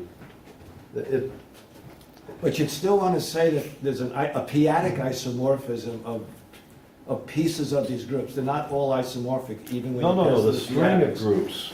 Right. So I have to think about that. That's an interesting idea.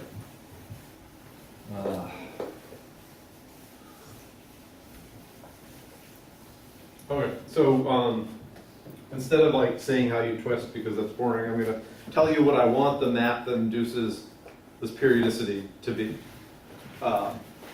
Yeah, so. Right.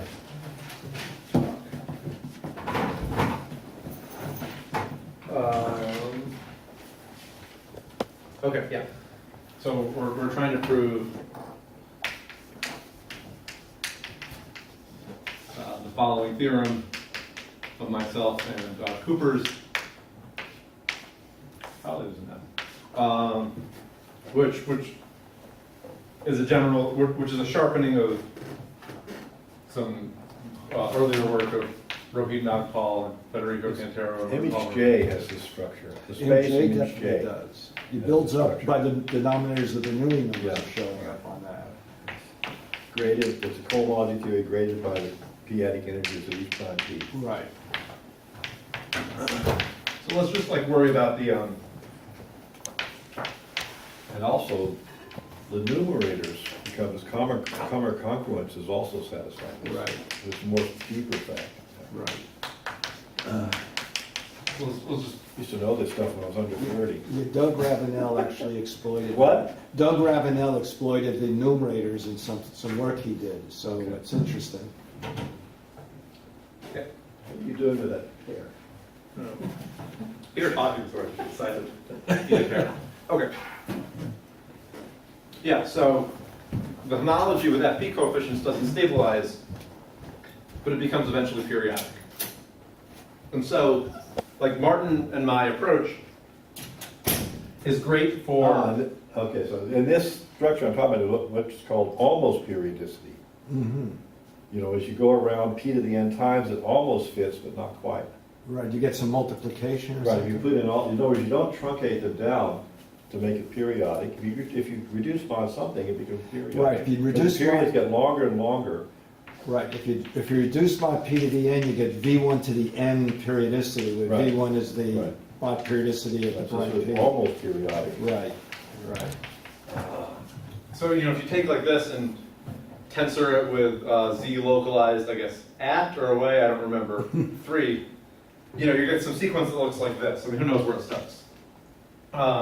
And so Martin and I have a good result about like the zeros. But this periodicity is saying that with F3 coefficients, this Z mod 9 and this Z mod 3 are the same. Right. So that's what it's about. Well, then if you keep going, there's another 9 over here. There's another 9. Right. Yeah, so it's That's a saying, longer period. Right. Right. yeah, and the version we proved is with Z mod M coefficients. And, you know, we pick up like slightly better if M, you know, divided by 2 and whatever. But, yeah, let's just think about this just for simplicity. So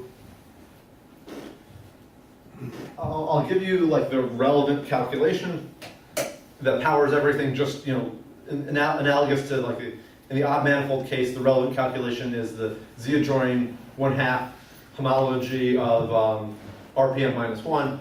I'll honestly tell you what that is, and then I'll lie to you about what the map is. And then I need to go to the airport and catch my flight. Okay, so there's a map. I have to go. Do you want to go on the train with me? Yeah. So, Quasi-periodicity. yeah, but I didn't think the idea of using the periodics is a good idea. I haven't thought of that. Yeah, no, because I had to be examples. Yeah. Thank you, Bear. Oh,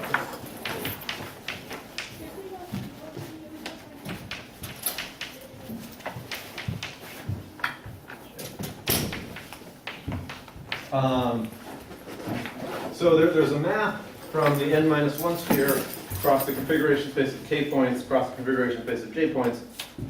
Why do I have homology? To the configuration space of k plus j points. And so what it is I'm thinking of a point in the n-1 sphere as like a direction, and then, you know, we have this configuration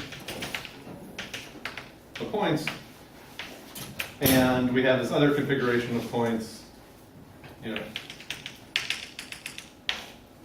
And what you do is you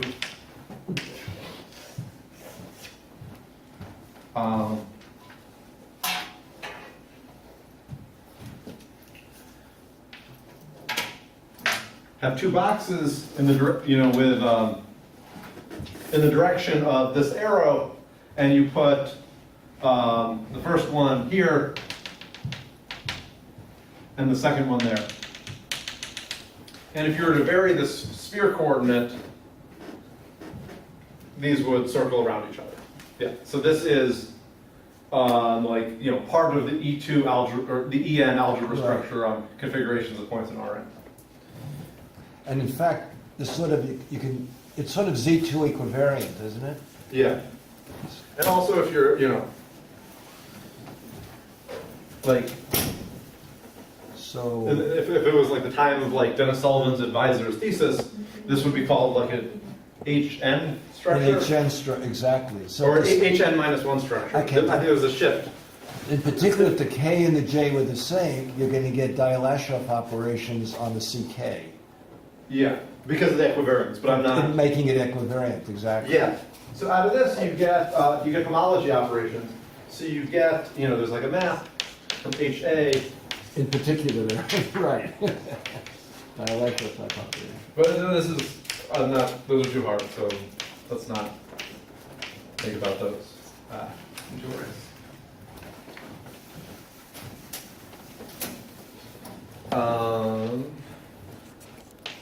Let's see. Right. That's the J. Ugh. A plus B plus C configurations of K plus J points in Rn. And so there are only two interesting choices to put here. You know, one gives you the Pointryagin product, and the other gives you the Browder operation. If you like Peter May, or if you like physics, it gives you the Gersten-Haber bracket, depending on whether you like physics or Peter May more. That's not fair. It's an obvious choice there. So, Question should be like Peter May or Attila the Hun. yeah,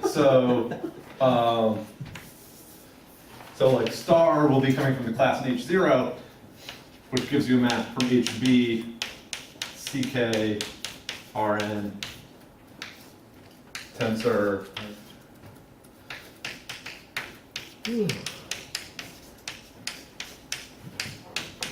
A, B plus C.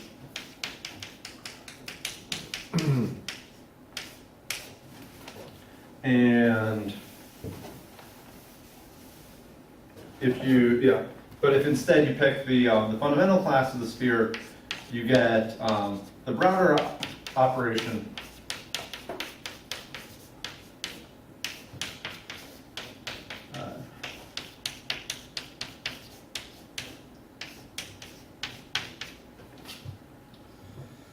Which goes to n minus 1 plus b plus c. N minus 1 is the dimension of the n sphere.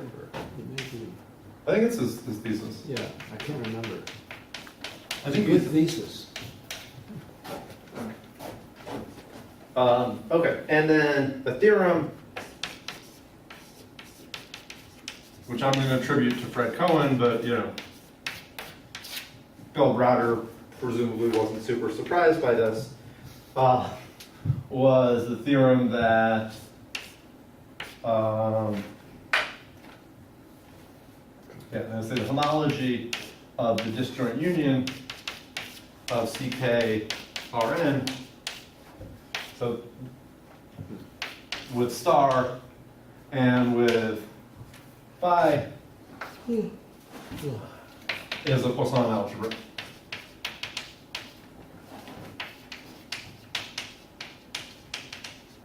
Meaning that the, let's say n is greater than or equal to 2. Meaning like this product makes this into a associative graded commutative ring, and this is a Lie bracket, and this is a derivation over the product. Yeah. Okay. So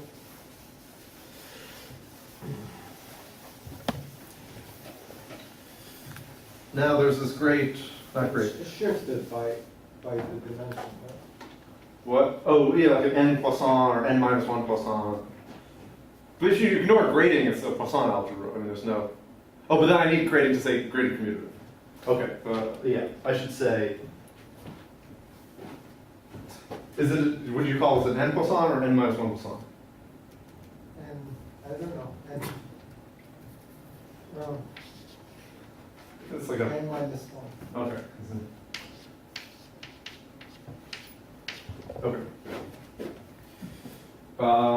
Yeah, so now, so like a corollary is that if you take some homology class X and some homology class Y to the P, this equals 0 mod P, because what happens, well, because this is, you know, up to sign, I don't know, P, something like that, I don't know, and so there's a P, and P is 0 mod P. Okay, so now basically, so that's the relevant thing to powering periodicity. And the 2 comes in because if you're working mod 4, like this Browder bracket is 2 times something. It's, you know, 1 point going around, another point is 2 times the points flipping. So mod 4, X bracket, like a point bracket, point squared is 0 mod 4, not just mod 2. Sorry, is 0 mod 4, not just mod 2. So that's why 2 is special. So now I challenge you, like, okay, so give me like a homology class in CKM, and I'll tell you what homology class in CK plus PM I'm going to send it to. Well, like so I'm going to fix a disk. Basically what I'm going to do is I'm going to fix a disk here, and I'm going to try to add P points there. And so you might say, oh, I got a homology class where this point runs through there and, you know, wraps around the other side of the manifold, and these 2 points maybe swap places. And I say, oh, that's easy to add P points in my disk. I'll just add my p points, and let's say p is 3, I'll just add my p points there. That's pretty easy. Now you say, okay, my homology class is 1 point, goes around the fundamental class of the manifold. How are you gonna take that homology class and add p points in your disk and produce a homology class in the configuration space of k plus p points? And the answer is this. Use the bracket. Yeah, so what I'm going to do is I'm going to send like this picture of a point goes around everything to the sum of, yeah, so I guess it's saying this goes to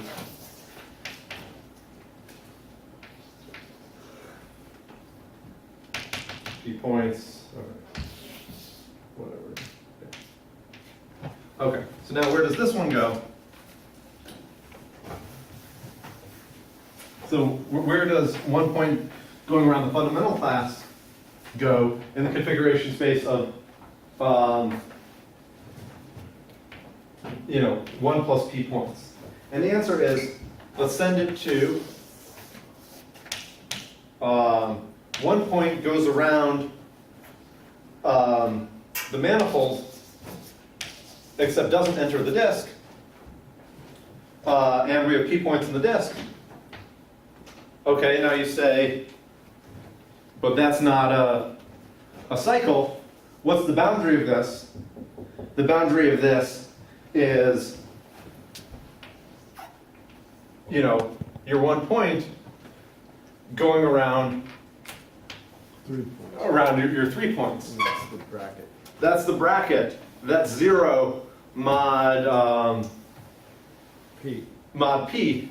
So you can find some class alpha where a mod p class alpha such that d alpha is that guy, and we send this to this plus alpha, whatever that alpha is a homology class in configurations of 4 points, or sorry, alpha is a chain configurations of 4 points in Rn. Put that here, that's a chain manifold. That's the map that I believe induces periodicity. But alpha, of course, not unique, Yeah, but you don't care. or eventually I care. I don't have a, yeah, and I don't claim this is rigorous, but like this is what I want the map to be. We have some other proof, but I don't, the other proof is bad. There should be a chain level map, there should be a zigzag of spaces to get cut products. Right. Okay, so that's. all I have. Okay, so, and are there any questions? But make them brief, because Jeremy has to get a cab. I think I could like 20 minutes or something. Okay, are there any questions? So this kind of constructs like the way you take Tor when you put coefficients into a chain complex. If I have an element of order p, the way the Tor term comes about is exactly the same thing. In other words, if I have an element of order p, Yeah. and I'm working mod p, so Yeah. to say an element is of order p means if I go p times around this cycle, it bounds something. Yeah. So mod p, that's a cycle. And that's how you get the Tor term. And it's sort of along the lines of, it's like, I think the algebraic game you're playing is like computing a Tor, maybe, I don't know. I don't know. Any other questions? Thank you.